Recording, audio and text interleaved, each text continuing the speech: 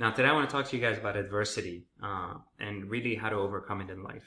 I think that very early on in my life, people, I guess, miss the whole idea. Like they see my Instagram post today with like Porsches, Ferraris, and stuff, and really miss the whole point of kind of the journey way, way before the success.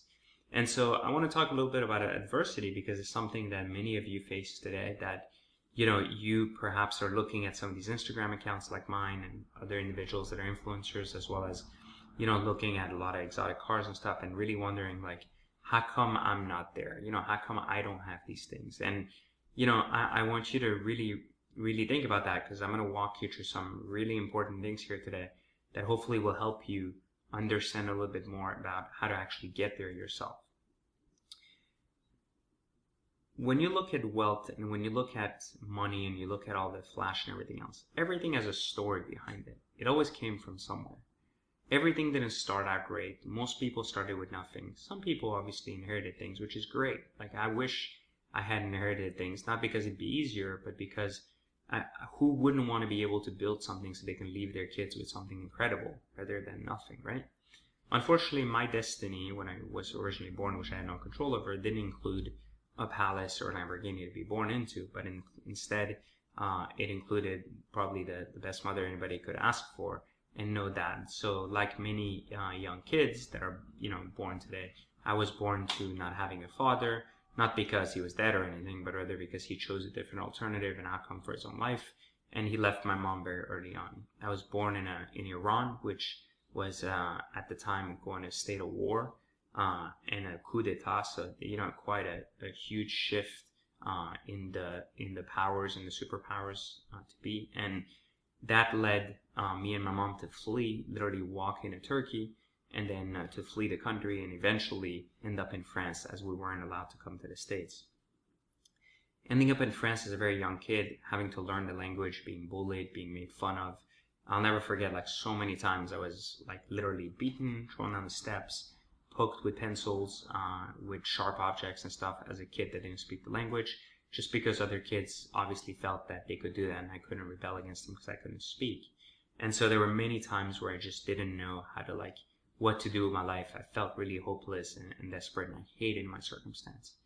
And so I grew up in France where I kind of learned to find my ins and outs like everything else in life, and eventually found myself very, very young helping my mom just as much as I could on the side. She was a single mother, so since I was 6 years old, I would pretty much wake up myself, feed myself, and she would put breakfast for me. I would warm it up, walk myself to school, come back from school on my own, start my homework, go to sleep, and sometimes I wouldn't see my mom for like 3 days. So my mom worked and was building a business, and for 10 years she struggled to build a business similar to Kinko's digital imaging and copy, and so was able to finally build that to something sustainable where we eventually were able to afford a car. All of a sudden, after 11 years of trying to come to the States, she all of a sudden got a visa after 11 years attempting to get a visa, and had to leave everything behind once more and take a shot at now coming to the States. Coming to the States was by no means easy. Not only we had no home, no car, no green card, no social or nothing, but we had to find a way to survive. My uncle was obviously God sent and has helped us a lot through that time. And so he kind of gave us some baselines, provided as much as he could, and has helped us get on our feet. Through that process, even though my mom didn't have that much money, we attempted to open a restaurant in LA, which failed miserably. It was a coffee house, and to this day we have some great memories of the bad days. We laugh at them today, but they certainly weren't a laughing matter then. Business kept drying up. I even had to sometimes bike. This was cool. I had to bike like 9 miles to get to the restaurant so I could go deliver pizza, because they had decided to sell pizza on my bicycle, and I was like 13 years old. And so I didn't understand how to do anything. I just did whatever I was told. But it required a lot of sacrifices, and eventually it didn't give us a green card, but it did give us a social security card that said not valid for work. As stupid as this may sound today, that meant a lot to us back then. So, things like that make a big difference in people's lives, and we don't sometimes realize how these little things, how important they are to other people, right? Because we think that people are worried about what Lamborghini they drive. Why would they ever have had to worry about, what their social security card said, right? And so for us, anyways, that was a big deal, and we finally got that. And we moved on past that phase of our life when the restaurant pretty much went bankrupt, and then we lost everything again and had to migrate over to Virginia, Northern Virginia to be exact. I lived in a basement. I lived in a car with my mom. Did whatever we had to kind of survive. And from there, things slowly started getting better when I started realizing that I needed to kind of help out with the situation. And my mom had decided that she was going to go work in a restaurant. And in that restaurant, she had gone from being this like really high ranking official in Iran to being this business owner, entrepreneur in France, to being a failed business owner in LA, and now being a cashier in Northern Virginia. Like imagine that, right? Like the toll that takes on you. So for me anyways, I started working, I started doing the right things. I started making moves that led to a lot of the things I talk about at secretentourage.com, as well as in my book, Third Circle Theory, regarding how I grew, from being a 14-year-old that had $2,500 checks to being a bank manager very, very young and being able to work myself up to a VP level position very, very young by the age of 23 and eventually getting fired at 25, giving birth to my two businesses, which went well over 7 figures, and then going into my entrepreneurial life with Secret Entourage, Third Circle book, and all of these other things. Well, but, all of these adversities and all of these things we've overcome, there was a lot of them, and I want to kind of walk you through some of them through that journey, because I don't want to make this a 10-hour video, but the main things that happened that you need to realize is, in school, just like everyone else, I was bullied, that it was when I was very young, or that it was in my high school days. And I found a way around it. I actually hired a guy to beat the shit out of anybody that touched me for $50. So let me tell you, that's funny actually, but this is the way it kind of worked. I knew I had money because I was working, and I knew other kids didn't have money. So I found the biggest guy in school, and I told him to beat the shit out of everybody that touched me for $50. So things like that, like I always leveraged things I had to kind of create solutions I wanted, rather than sit there and be pissed at the fact that I was bullied. And then later in my life, like when I started working, obviously I didn't speak the language. I didn't speak the language so well. People made fun of me for not understanding complex words or understanding sales strategies. And I got hanged up on probably 300, 400 times a day. So I had to deal with rejection, being a telemarketer very early on at 14. I overcame that, and I figured that the more I called, the more practice I got, the further I got, and eventually it led me to $2,500 a week paychecks. Later in my life, when I was in banking, people told me that you couldn't get promoted in banking without a degree, and yet I dropped out of college after a semester because I hated it, and I never graduated, and I never got any type of credit or anything else for anything I did, and I ended up still moving all the way from being into management all the way up to VP level within a very short amount of times, and getting promoted every year. Now, more importantly, I was also the highest paid employee the company had outside of executives, and I was always the person getting paid the most in each of my positions, because I figured out the system and I learned how to leverage it to get further. And then finally, as I kind of finally found my calling and found that things were getting better, I suddenly got fired. I got fired out of a great job, 6-figure job, making a lot of money. And I finally was forced into starting my own company for 1 year.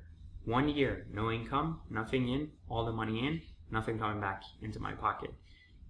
That's real, right? Like the stress is real. When you're sitting there, you're the one supporting your mom, you're the one supporting your family, and you can't provide anything, and you're constantly draining money. Very important too to note that when you're going through that journey, like of being self-employed, and when you're going through that journey of becoming an entrepreneur and wanting to kind of create things, well, who do you go to, right? Well, I never had anybody to go to. So I had my mom, but my mom wasn't really an entrepreneur in the sense of what happens in the US and online and everything else. So what my mom knew was just some basic life principles, which I followed today. But I needed mentors. I needed people that had done what I wanted to do to kind of learn. So what I did is I kind of watched everybody else, and I struggled through that a lot, with bad bosses, good bosses, until I found kind of the people that I wanted to work for, that I kind of learned from.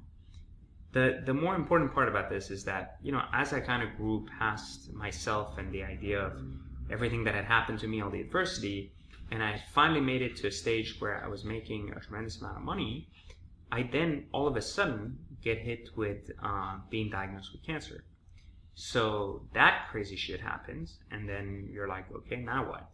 So what I want to show you is that, thankfully now, knock on wood, I'm cured as of now, but the main thing to consider here is that no matter what stage you're at, regardless that you have $1 million, $1 billion, or that you're struggling to poverty, we're all faced with different adversities in life, regardless that it's bullying, regardless that it's your inability to find work, not know your purpose, not know where you're heading, what you're doing.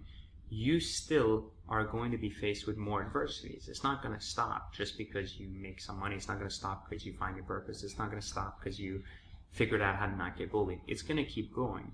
And the point of life is not to always just say, oh, I have the answers, but rather to find the answers first within yourself, but also not allow life to stop you. Life will slow you down. That's normal.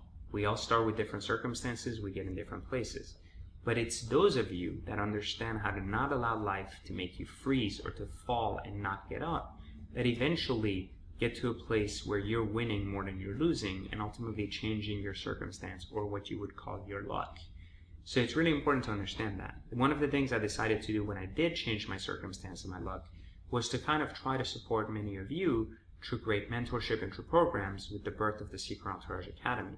Part of the reason why I created that concept was because in my own career growing up, I never had people to look up to, and I had to go searching left and right.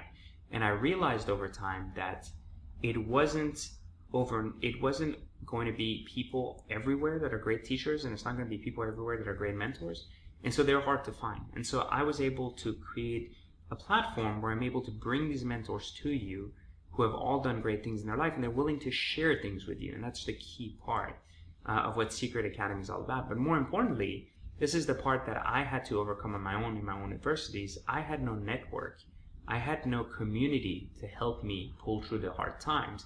All of these videos you watch today, like this particular one, all the Instagram stuff, that shit didn't exist when I was younger. So you guys have this benefit of having all this, but now it's information overload. So where do you go? So these are the reasons why we created Secret Entourage Academy, to help more people kind of take control of their life and move forward. And so I want you guys to take out of this video that adversity is going to hit you no matter who you are, where you are, what age, what money, or what you do, and not to focus so much on the things that aren't working, but rather focus on the things you control that you can take action on today that will eventually lead you to a better place tomorrow. So focus on that, and I guarantee you'll start getting on the right path and eventually getting up and past all of these points of weakness that happen within the universe, or all these bad things that we may think we're running into a string of bad luck. But in reality, it's not bad luck, it's just life. And life has a lot of balance. It's not always balanced in our favor, but we need to tip the scale in our favor by taking action every day so that we don't fall in the same down for the same circumstance twice. So best of luck to all of you out there fighting to actually win in life, and we'll catch you next time on another Ask Me Anything. And today's video is going to be somewhat to a response to, I guess, several videos that have been going on the internet recently with Sean Thomas.